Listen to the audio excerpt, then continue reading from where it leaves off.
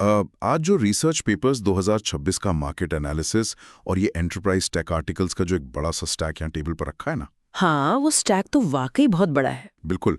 और ये सब नेटवर्किंग की दुनिया की एक बिल्कुल नई और मतलब हैरान करने वाली तस्वीर पेश कर रहे हैं। एकदम सही कह रहे हैं आप। तो आज का हमारा मिशन इसी गहरे तकनीकी बदलाव को डिकोड करना है। विषय है 2026 में enterprise network automation, infrastructure as code यानी IAC और रैग आर्किटेक्चर का विकास। मार्केट का जो डेटा है वो बता रहा है कि नेटवर्क ऑटोमेशन अब कोई छोटा मोटा ट्रेंड नहीं रहा।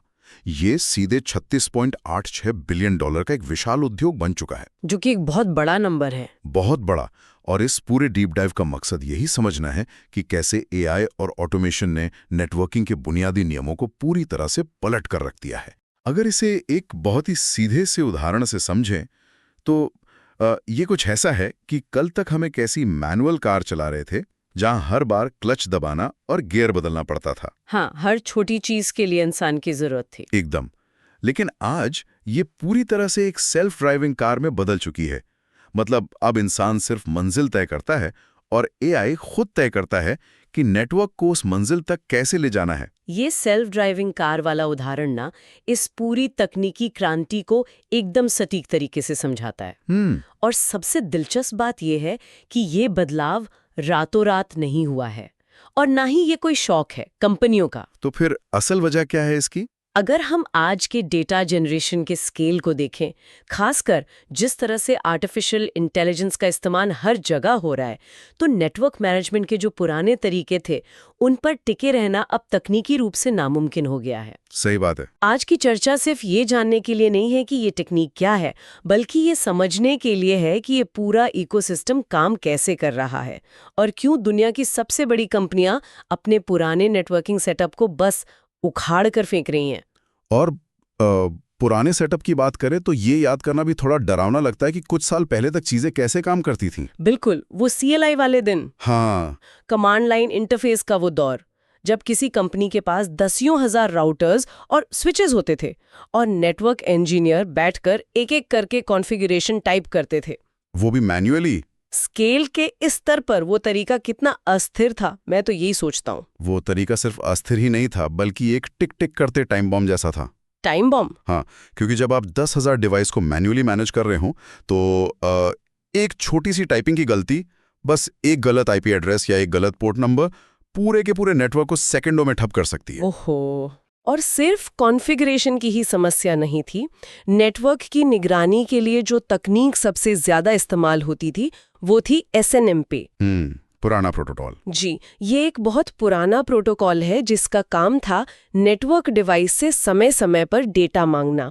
समस्या ये थी कि SNMP आमतौर पर हर 5 मिनट में डिवाइस को पिंग करके पूछता था क्या सब कुछ ठीक चल रहा है। हर 5 मिनट में? हाँ। आज के समय में जब AI मॉडल्स की ट्रेनिंग के लिए हर मिलीसेकंड में टेराबाइट्स डेटा इधर से उधर हो रहा है तो 5 मिनट का इंतजार तो मतलब एक पूरी सदी के बराबर है। बिल्कुल, सदी ही कह लीजिए। इस रिसर्च स्टैक में एक बहुत ही गजब की एनालॉजी दी गई है जो इस बात को बिल्कुल साफ कर देती है। कौन सी वाली? वो फॉर्मूला 1 वाली। अच्छा। इसमें लिखा है कि SNMP का इस्तेमाल करके आज के नेटवर्क की निगरानी करना बिल्कुल वैसा ही है जैसे आप किसी फॉर्मूला 1 रेस का एनालिसिस कर रहे हो। अच्छा। और हर 5 मिनट में एक पोलोराइड कैमरे से तस्वीर खींचकर अंदाजा लगा रहे हो कि रेस में क्या चल रहा है। ये तो बहुत ही सटीक उदाहरण है ना? जरा सोचिए, जब तक वो पोलोराइड तस्वीर कैमरे से बाहर आएगी, डेवलप होगी और आप उसे देखेंगे, तब तक तो ट्रैक पर गाड़ियां कहां से कहां पहुंच चुकी होंगी या शायद कोई बड़ा क्रैश हो चुका होगा। हाँ, 5 मिनट पुरानी डेटा का आज के हाइपर स्केल डेटा सेंटर में क्या ही मतलब है। बिल्कुल कोई मतलब नहीं है। फॉर्मूला 1 की कार को आप साइकिल के ब्रेक से कंट्रोल नहीं कर सकते और ठीक इसी चुनौती से निपटने के लिए 2 बड़े कॉन्सेप्ट्स ने नेटवर्किंग की दुनिया पर कब्जा कर लिया है। वो 2 कॉन्सेप्ट्स कौन से हैं? पहला है नेटवर्क ऑटोमेशन और दूसरा है इंफ्रास्ट्रक्चर एज कोड या जिसे हम IAC कहते हैं। IAC। IAC का जो मूल विचार है ना, वो बहुत ही क्रांतिकारी है। ये कहता है कि अब नेटवर्किंग हार्डवेयर जैसे राउटर्स, फायरवॉल्स को लोहे और प्लास्टिक के डिब्बों की तरह देखना बंद कर देना चाहिए। तो फिर उन्हें कैसे देखें? इसके बजाय उन्हें एक सॉफ्टवेयर कोड की तरह ट्रीट किया जाना चाहिए। पूरा का पूरा इंफ्रास्ट्रक्चर अब कोड की फाइलों में लिखा जाता है। अच्छा, मतलब अगर कोई बदलाव करना हो तो आप सर्वर रूम में जाकर केबल नहीं बदलते, ना ही किसी एक डिवाइस में लॉगिन करते हैं। आप बस उस कोड में बदलाव करते हैं और सिस्टम खुद उस बदलाव को हजारों मशीनों पर एक साथ लागू कर देता है। मतलब नेटवर्किंग अब पूरी तरह से सॉफ्टवेयर डेवलपमेंट का हिस्सा बन चुकी है। हार्डवेयर सिर्फ उस कोड को चलाने का एक जरिया भर रह गया है। बिल्कुल सही पकड़ा आपने। और यहीं पर इस नया आर्किटेक्चर का दिमाग सामने आता है। RAG यानी रिट्रीवल ऑगमेंटेड जनरेशन। जी, RAG आर्किटेक्चर। अक्सर जब AI की बात होती है तो लोग सोचते हैं कि ये कोई चैटबॉट है जो बस इंटरनेट से जवाब ढूंढ कर लाएगा। लेकिन एंटरप्राइज नेटवर्किंग में RAG का काम बिल्कुल अलग है। हाँ, वो पब्लिक इंटरनेट पर नहीं जाता। बिल्कुल। अगर इसे सरल भाषा में डिकोड किया जाए तो RAG एक ऐसा AI सिस्टम है जो कंपनी के अपने सुरक्षित प्राइवेट दस्तावेजों जैसे नेटवर्क डिजाइन मैनुअल्स, सुरक्षा नीतियां और कॉन्फ़िगरेशन फाइल्स को पढ़ता है और समझता है। वो कंपनी के इंटरनल डेटा पर ही काम करता है। जी, ये हवा में तीर नहीं चलाता, बल्कि कंपनी के उसी सच के आधार पर एकदम सटीक और सुरक्षित फैसले लेता है। और यहीं से ये सवाल उठता है कि दुनिया भर के एंटरप्राइज इस नए ऑटोमेशन और AI आर्किटेक्चर पर इतना भारी निवेश आखिर कर क्यों रहे हैं? हाँ, ये बहुत बड़ा सवाल है। इसकी असली वजह है कीमत और जोखिम। जो डेटा सामने आया है वो बहुत ही कड़वी सच्चाई बयां करता है। आज भी नेटवर्क में होने वाले लगभग 82% जो आउटेजेस होते हैं, यानी डाउन टाइम, 82%? हाँ, उनका कारण हार्डवेयर का खराब होना नहीं है, बल्कि इंसानी गलतियां हैं। कोई गलत कमांड एंटर कर देना या किसी अपडेट को गलत तरीके से पुश कर देना। 82% आउटेज सिर्फ इंसानी गलतियों से? हाँ, ये वाकई एक बहुत बहुत बड़ा नंबर है। बिल्कुल है। और जब कोई बड़ा एंटरप्राइज नेटवर्क डाउन होता है तो उसका खर्च कितना होता है? रिसर्च के आंकड़े बताते हैं कि आज के दौर में 1 घंटे की नेटवर्क डाउनटाइम की कीमत $3 लाख से लेकर $5 मिलियन तक हो सकती है। बाप रे, $5 मिलियन 1 घंटे का? और ये सिर्फ पैसे का नुकसान नहीं है। जब 1 घंटे के लिए नेटवर्क बैठता है तो इसके पीछे जो APIs काम कर रहे हैं, जो क्लाउड सर्विसेज जुड़ी हैं, सब में कैस्केडिंग इफेक्ट आता है। हाँ, सब एक दूसरे से जुड़े जो है। पूरे की पूरी सप्लाई चेन या कस्टमर सर्विस एकदम ठप पड़ जाती है। एकदम सही कह रहे हैं आप। इतने बड़े वित्तीय जोखिम को कोई भी कंपनी बार बार नहीं उठा सकती। इसके अलावा मेटा या माइक्रोसॉफ्ट जैसी जो हाइपर स्केल डेटा सेंटर्स का जो दबाव है ना, उसने इस बदलाव को एकदम अनिवार्य बना दिया है। कैसे? आज जब हजारों GPUs का क्लस्टर AI ट्रेनिंग के लिए दिन रात काम कर रहा है, तो उस नेटवर्क को इंसान अपने हाथों से मैनेज कर ही नहीं सकता। गार्टनर की रिपोर्ट में ये साफ भविष्यवाणी की गई है कि 2026 के अंत तक 30% एंटरप्राइज अपने आधे से ज्यादा नेटवर्क ऑपरेशंस को पूरी तरह से ऑटोमेट कर चुके होंगे।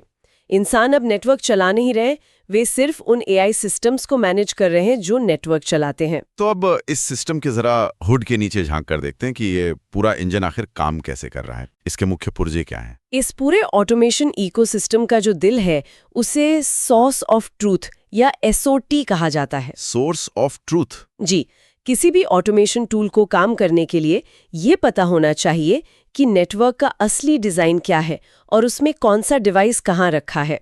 नेटबॉक्स या नोटोबॉट जैसी इन्वेंट्री डेटाबेस इसी सिंगल सोर्स ऑफ ट्रूथ का काम करते हैं। मतलब सारा डेटा एक ही जगह। अपने IP एड्रेस है, कौन सा VLAN कहाँ कॉन्फ़िगर्ड है, ये सब यहाँ दर्ज होता है। ये बात समझना बहुत जरूरी है कि ऑटोमेशन अंधा होता है। वो वही करेगा जो उसे सोर्स ऑफ ट्रूथ बताएगा। और यहीं पर वो पुरानी कहावत गार्बेज इन गार्बेज आउट बिल्कुल फिट बैठती है। एकदम। अगर इस सोर्स ऑफ ट्रूथ में ही किसी ने गलत डेटा डाल दिया तो AI और ऑटोमेशन उस गलत डेटा को हजारों डिवाइस पर सेकंडों में लागू कर देंगे और तबाही मच जाएगी। इसलिए डेटा की सटीकता यहाँ सबसे अहम है। बिल्कुल। अब अगर उस पुरानी F1 पोलरॉइड वाली बात पर वापस आएं, तो आज निगरानी के लिए SNMP की जगह स्ट्रीमिंग टेलीमेट्री ने ले ली है। Streaming telemetry? हाँ, GNMI जैसे नए प्रोटोकॉल का इस्तेमाल हो रहा है। इसमें AI को वो 5 मिनट का इंतजार नहीं करना पड़ता। डिवाइस खुद रियल टाइम में डेटा की एक लगातार स्ट्रीम भेजते रहते हैं। मतलब कॉन्टिन्यूअस डेटा? जी।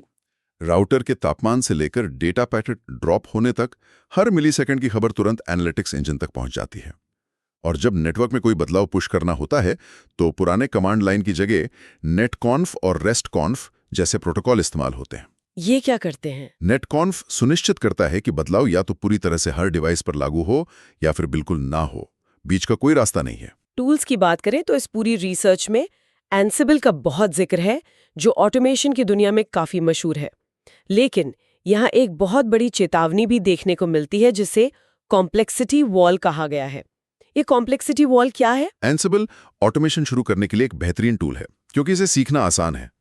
लेकिन जब किसी कंपनी के नेटवर्क में 250 या 500 से ज्यादा डिवाइस हो जाते हैं, तो एंसिबल की स्पीड बहुत धीमी हो जाती है। अच्छा, वो स्केल नहीं कर पाता। हाँ, वो उस बड़े स्केल को तेजी से नहीं संभाल पाता, और इसी को कॉम्प्लेक्सिटी वॉल कहते हैं।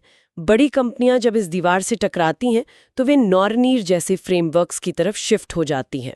नॉर्नेल? जी, नॉर्नी सीधे पाइथन पर आधारित है और ये मल्टी थ्रेडिंग का इस्तेमाल करता है, जिसका मतलब है कि ये एक साथ हजारों डिवाइस पर बहुत ही तेज गति से काम कर सकता है। अच्छा, तो ये तो बात हो गई बुनियादी टूल्स की। लेकिन जब हम 2026 के इस आधुनिक आरएजी आर्किटेक्चर की तरफ देखते हैं, तो ये कोई सीधा साधा फॉर्मूला नहीं रहा। इस एनालिसिस में आरएजी के 7 अलग-अलग प्रकार सामने आए हैं, जो अब एंटरप्राइज स्तर पर इस्तेमाल हो रहे हैं। हाँ, 7 प्रकार। ये लिस्ट काफी लंबी है, लेकिन इसे समझना बहुत जरूरी है। 2026 में आरएजी बहुत एडवांस्ड हो चुका है। पहला है नाइवरैग, जो सबसे बेसिक है। ये सिर्फ डेटाबेस में एक साधारण सर्च करता है। लेकिन जो असल गेम चेंजर है वो है हाइब्रिड रैग। हाइब्रिड रैग, इस पर रिसर्च में एक बहुत ही गजब का उदाहरण दिया गया है। इसे एक स्मार्ट लाइब्रेरियन की तरह समझा जा सकता है। वो कैसे? अगर आप एक आम लाइब्रेरियन के पास जाएं और कहें कि मुझे एप्पल के बारे में किताब चाहिए, तो वो शायद आपको सेब मतलब फल या एप्पल कंपनी दोनों की किताबें ला कर दे दे। क्योंकि वो सिर्फ एप्पल शब्द ढूंढ रहा है। बिल्कुल, जिसे लेक्सिकल सर्च कहते हैं। लेकिन एक स्मार्ट लाइब्रेरियन ये समझेगा कि आप एक टेक कंपनी में काम करते हैं, तो आपको निश्चित रूप से एप्पल कंपनी के हार्डवेयर की ही किताब चाहिए होगी। वो उस शब्द का असल अर्थ समझता है, यानी सिमेंटिक सर्च। और हाइब्रिड रैग ठीक यही करता है। हाँ, वो कीवर्ड और डीप कॉन्टेक्स्ट दोनों को मिला देता है। और इससे भी एक कदम आगे है ग्राफ रैग। नेटवर्किंग में सब कुछ एक दूसरे से जुड़ा होता है।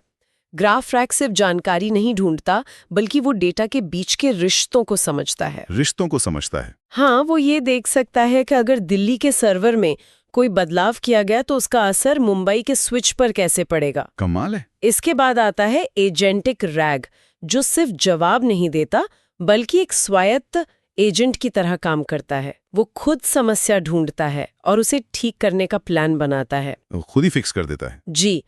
5वां है सेल्फ रैग, जो सिस्टम को जवाब देने से पहले अपनी ही जानकारी को क्रॉस चेक करता है और अपनी गलतियां खुद पकड़ता है। 6वां है एडेप्टिव रैग, जो स्मार्ट तरीके से ये तय करता है कि कब एक साधारण और सस्ती सर्च करनी है और कब बहुत गहरी और महंगी एआई प्रोसेसिंग करनी है, ताकि क्लाउड का बिल कंट्रोल में रहे। ये तो कॉस्ट बचाने के लिए बहुत जरूरी है। और 7वां है मॉड्यूलर रैग, जो इन सभी को अलग अलग बिल्डिंग ब्लॉक्स की तरह जोड़कर एक विशाल एंटरप्राइज सिस्टम बनाता है। ये सब सुनने में किसी साइंस फिक्शन फिल्म जैसा लग सकता है, लेकिन जो लोग सुन रहे हैं उन्हें बता दूं कि ये असल दुनिया में लागू हो चुका है। केस स्टडीज की बात करें तो फार ईस्टर्न या FET टेलीकॉम का जो डेटा सामने आया है, वो सच में दिमाग घुमा देने वाला है। मैंने भी पढ़ा, वो बहुत इम्प्रेसिव है। वे अपने 60% से ज्यादा नेटवर्क ऑपरेशंस पूरी तरह AI की मदद से चला रहे हैं। हर महीने 10,500 से ज्यादा ऑपरेशनल टास्क्स AI खुद कर रहा है। और सबसे चौंकाने वाली बात है उनका रिस्पॉन्स टाइम महज 16 सेकंड। 16 सेकंड? जरा सोचिए कि इंसान 16 सेकंड में क्या कर सकता है। शायद अपनी कॉफी का कप टेबल पर रखें और सिस्टम में लॉगिन करने के लिए बस पासवर्ड टाइप करें। हाँ, बस इतना ही। और उतनी ही देर में AI ने न केवल नेटवर्क की समस्या का पता लगा लिया है, बल्कि उसे आइसोलेट करके उसका पैच या फिक्स भी अप्लाई कर दिया है। इसी तरह वोडाफोन भी इस तकनीक का भारी इस्तेमाल कर रहा है। और ये सिर्फ टेलीकॉम तक सीमित नहीं है। हेल्थ केयर और फाइनेंस जैसे सेक्टर्स जहां कंप्लायंस और रेगुलेशन बहुत सख्त होते हैं, वहां RAG आर्किटेक्चर का शानदार इस्तेमाल हो रहा है। जहां डेटा सिक्योरिटी बहुत अहम है। बिल्कुल। जहां पहले कड़े फाइनेंस कंप्लायंस की रिपोर्ट बनाने या नेटवर्क का क्लिनिकल डेटा एनालाइज करने में कई घंटे लगते थे, वहीं अब RAG की मदद से जो काम पहले 3 घंटे लेता था, वो अब सिर्फ 1 घंटे में पूरा हो रहा है। उत्पादकता में ये छलांग बेमिसाल है। इसके फायदों की लिस्ट बहुत लंबी है। जब इंसान कोड टाइप नहीं कर रहा है, तो टाइपों की वजह से होने वाले नेटवर्क क्रैश पूरी तरह खत्म हो जाते हैं। गति और सटीकता में भारी उछाल आता है। लेकिन इसका एक और बहुत बड़ा फायदा है, स्किल्स के गैप को भरना। आज के समय में ऐसे नेटवर्क इंजीनियर मिलना बहुत मुश्किल है जिन्हें 20 अलग-अलग तकनीकों का गहरा ज्ञान हो। ऐसे में AI ऑग्यूमेंटेड नेटवर्किंग एक डिजिटल को-पायलट की तरह काम करती है। Digital co-pilot. हाँ, ये इंसान की नौकरी छीनने के लिए नहीं है, बल्कि ये इंजीनियर के साथ बैठकर उसे सही सलाह देता है, समस्या की असली जड़ बताता है और उसे सही कोड का सुझाव देता है। इसके अलावा फिनॉप्स के नजरिए से भी ये शानदार है। क्लाउड का खर्च ट्रैक करने में बिल्कुल, किस क्लाउड नेटवर्क पर कितना खर्च हो रहा है उसे रियल टाइम में ट्रैक करना और ऑप्टिमाइज करना अब AI के कारण बहुत आसान हो गया है। लेकिन हर तस्वीर के दो पहलू होते हैं। अगर हम इस एनालिसिस के दूसरे हिस्से को देखें तो ऐसा नहीं है कि ये सब कुछ एकदम जादुई और बिना किसी परेशानी के हो रहा है। चुनौतियां तो है। इसके कुछ गंभीर नुकसान और चुनौतियां भी हैं। सबसे बड़ा शब्द जो यहाँ बार बार उभर कर आता है वो है टेक्निकल डेट। ये टेक्निकल डेट आज की तारीख में एंटरप्राइज के लिए सबसे बड़ा सिरदर्द है। ऐसा क्यों? क्योंकि दुनिया की कई बड़ी कंपनियों के पास आज भी 10-15 साल पुराने लेगेसी राउटर्स और सिस्टम्स हैं जिनमें आधुनिक APIs का सपोर्ट ही नहीं है। अब आप एक 2026 के एडवांस्ड एजेंटिक रैग सिस्टम को एक 2010 के राउटर के साथ बात करने के लिए कैसे कह सकते हैं? वो तो आपस में कम्युनिकेट ही नहीं कर पाएंगे। बिल्कुल। जब इन पुराने सिस्टम्स को नए ऑटोमेशन टूल्स के साथ जबरदस्ती इंटीग्रेट करने की कोशिश की जाती है तो अक्सर पूरा प्रोजेक्ट बुरी तरह फेल हो जाता है। और जैसा कि हमने थोड़ी देर पहले चर्चा की थी, डेटा क्वालिटी का खतरा। अगर आपके सोर्स ऑफ ट्रूथ में ये लिखा है कि एक खास पोर्ट खाली है लेकिन असल में वहां कोई महत्वपूर्ण सर्वर जुड़ा हुआ है, तो AI बिना झिझक उस पोर्ट को बंद कर देगा या रीसेट कर देगा। AI वही करेगा जो उसे डेटाबेस बताएगा। तो अगर डेटा कचरा है तो नतीजे भी कचरा ही होंगे। इन सब चुनौतियों के बीच एक चीज जिस पर कभी समझौता नहीं किया जा सकता वो है नेटवर्क की सुरक्षा। सिक्योरिटी सबसे अहम है। जब आप एक ऐसा सिस्टम बना रहे हैं जो पूरे नेटवर्क का कोड खुद लिख और बदल सकता है तो आप उसे हैकर्स के लिए खुला नहीं छोड़ सकते। यहीं पर SASE जैसी तकनीकें काम आती हैं। SASE यानी सिक्योर एक्सेस सर्विस एज। जी, अब सुरक्षा को नेटवर्क के बाहर एक अलग फायरवॉल के डब्बे के रूप में नहीं लगाया जाता। SASE के जरिए सिक्योरिटी और इंक्रिप्शन को नेटवर्क के ताने बाने के अंदर ही एकदम गहराई से बुन दिया गया है। और इसके साथ ही जीरो ट्रस्ट आर्किटेक्चर अब एक मानक बन चुका है। नेटवर्क अब किसी पर भी भरोसा नहीं करता, चाहे वो डेटा रिक्वेस्ट नेटवर्क के अंदर से आ रही हो या बाहर से। हर कदम पर वेरिफिकेशन होता है। हर कदम पर पहचान और अधिकार को वेरीफाई किया जाता है। AI लगातार पूरे ट्रैफिक पैटर्न का विश्लेषण करता रहता है और किसी भी अजीब गतिविधि या विसंगति को मिलीसेकंड्स में पकड़ लेता है। और डेटा प्राइवेसी को लेकर भी कंपनियां बहुत सतर्क हैं। हाँ, पब्लिक AI टूल्स का इस्तेमाल तो नहीं कर सकते, बिल्कुल नहीं। कोई भी बड़ा बैंक या टेलीकॉम अपना private network data public AI tools में नहीं डाल रहा है। वे एंटरप्राइज AI टूल्स जैसे ChatGPT एंटरप्राइज या माइक्रोसॉफ्ट को-पायलट का इस्तेमाल कर रहे हैं, जहां कंपनी का सारा संवेदनशील डेटा पूरी तरह से उनके अपने सुरक्षित घेरे के अंदर ही रहता है। तो अगर हम भविष्य की ओर देखें तो ये सब तकनीकें हमें कहाँ ले जा रही हैं? 2026 में जो सबसे बड़ा शिफ्ट देखने को मिल रहा है वो है एजेंटिक नेट ऑप्स। ये बहुत ही एडवांस चीज है। अब AI सिर्फ एक एनालिस्ट नहीं रहा जो आपको डैशबोर्ड पर लाल या हरे रंग के अलर्ट दिखाएं। AI एजेंट्स अब रीजन, प्लान, एक्ट के मॉडल पर काम करते हैं। मतलब वो खुद सोचते हैं? वे खुद समस्या का कारण समझते हैं यानी रीजन, उसे ठीक करने की पूरी योजना बनाते हैं यानी प्लान, और फिर इंसान की मंजूरी मिलने पर खुद उस बदलाव को नेटवर्क में लागू कर देते हैं यानी एक्ट। पर क्या इंसानों के लिए एक मशीन पर इतना भरोसा करना इतना आसान होगा, खासकर तब जब बात किसी बैंक के करोड़ों डॉलर के डेटा सेंटर की हो जहां एक गलती से पूरी दुनिया के ट्रांजैक्शन रुक सकते हैं? मुझे लगता है ये भरोसा रातों रात तो नहीं बनेगा। रिसर्च में इसी के लिए एक बहुत ही दिलचस्प मीट्रिक का जिक्र किया गया है, ट्रस्ट पर डिसीजन या प्रति निर्णय विश्वास। बिल्कुल, और ये ट्रस्ट पर डिसीजन अब नेटवर्क ऑपरेशंस का सबसे महत्वपूर्ण KPI बन चुका है। भविष्य में किसी AI सिस्टम की कामयाबी इस बात से नहीं मापी जाएगी कि वो कितना ज्यादा स्मार्ट है। तो किस बात से मापी जाएगी? इस बात से मापी जाएगी कि इंसान उसके लिए गए फैसलों पर कितना भरोसा कर सकते हैं। AI को एक ब्लैक बॉक्स की तरह काम करना बंद करना होगा। उसे ट्रांसपेरेंट होना पड़ेगा। उसे पारदर्शी होना पड़ेगा। उसे इंसान को समझाना होगा कि मैंने ये खास फैसला क्यों लिया, इसके पीछे का डेटा क्या है, ताकि नेटवर्क इंजीनियर पूरे आत्मविश्वास के साथ उस एक्शन को हरी झंडी दे सके। जी, ये माइक्रोसॉफ्ट द्वारा बनाया गया एक open source networking operating system है जो हार्डवेयर को सॉफ्टवेयर से पूरी तरह अलग कर देता है। इसका मतलब है कि अब कंपनियां किसी एक हार्डवेयर वेंडर के महंगे चंगुल में फंसने को मजबूर नहीं है। वे किसी भी कंपनी का स्विच खरीद सकती हैं और उस पर सोनिक चला सकती हैं। और इन सब भारी तकनीकी बदलावों का सबसे सीधा असर उस इंसान पे पड़ रहा है जो इन नेटवर्क्स को चलाता है। 2026 में स्किल्स और सर्टिफिकेशंस की दुनिया पूरी तरह से बदल चुकी है। हाँ, सिस्को का सर्टिफिकेशन नेटवर्क प्रोफेशनल्स के लिए एक बहुत बड़ा वेकअप कॉल है सिस्को का नया सर्टिफिकेशन ट्रैक। फरवरी 2026 से सिस्को ने अपने मशहूर नेटवर्किंग सर्टिफिकेशंस को पूरी तरह से ऑटोमेशन पर केंद्रित कर दिया है। ये एक बहुत बड़ा शिफ्ट है। अब CCNA और CCNP की जगह CCNA ऑटोमेशन और CCNP ऑटोमेशन ने ले ली है। इसका सीधा सा मतलब है कि वो नेटवर्क इंजीनियर जिसने पिछले 15 साल सिर्फ CLI कमांड्स याद करने में बिता दिए, अगर वो आज पाइथन, APIs, JSON और RAG आर्किटेक्चर को नहीं समझेगा तो उसका करियर अचानक से खतरे में पड़ जाएगा। बिल्कुल। अब राउटर में केबल लगाना या कंसोल केबल से कॉन्फ़िगरेशन करना बीते जमाने की बात हो गई है। और अगर इस पूरी चर्चा को हम समेटें तो आज का निष्कर्ष यही है कि 2026 में नेटवर्क अब केवल हार्डवेयर, तारों और लोहे के डिब्बों का जाल नहीं रह गया है। वो कोड बन चुका है। ये पूरी तरह से एक सॉफ्टवेयर सिस्टम बन चुका है। रैग आर्किटेक्चर और एजेंटिक AI ने मिलकर नेटवर्क को इतना स्मार्ट बना दिया है कि वो सेल्फ हीलिंग करने लगा है। मतलब अपनी बीमारी खुद पकड़ना और खुद उसका इलाज करना। पुराने तरीके, चाहे वो SNMP की 5 मिनट वाली पिंग हो या मैनुअल CLI टाइपिंग, अब पूरी तरह से इतिहास के पन्नों में दर्ज हो चुके हैं। ये तकनीकी क्रांति उन सभी के लिए एक साफ संदेश है जो इस फील्ड से जुड़े हैं। AI आधारित नेटवर्क ऑटोमेशन अब भविष्य का कोई दूर का सपना नहीं, बल्कि आज 2026 की एक ठोस हकीकत है। जो इस बदलाव की रफ्तार के साथ खुद को अपग्रेड नहीं करेंगे, वो इस रेस में बहुत पीछे छूट जाएंगे। और जाते जाते आज की इस गहरी चर्चा से निकला एक ऐसा सवाल जो सच में दिमाग घुमा देता है। वो क्या है? हमने देखा कि AI अब नेटवर्क को खुद ठीक कर सकता है, एजेंटिक रूप से फैसले ले सकता है और अपना कॉन्फ़िगरेशन कोड खुद लिख सकता है।